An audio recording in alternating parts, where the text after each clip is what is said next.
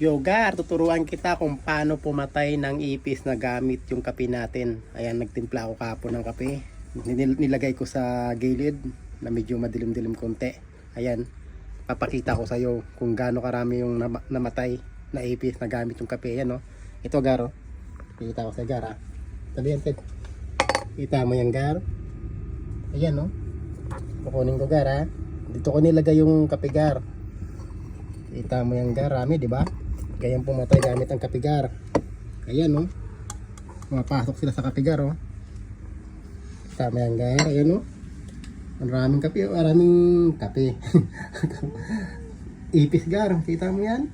Napakarami, di ba? O, ayan, oh. May buhay pa nga, oh. May buhay pang ipis gumagalaw, oh. Kita mo yan? Yan, ibabalik ko yan doon. Siyempre, pagkatapos nito, Gar, pag rumami na ito, hugasan mo ulit. Lalagyan mo ulit ng kape.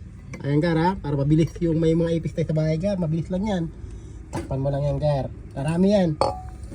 Ayan, Gar. Takpan mo lang ulit yan, Gar. Ayan, kita mo yan. Ganun kadali magpatay ng ipis, Gar.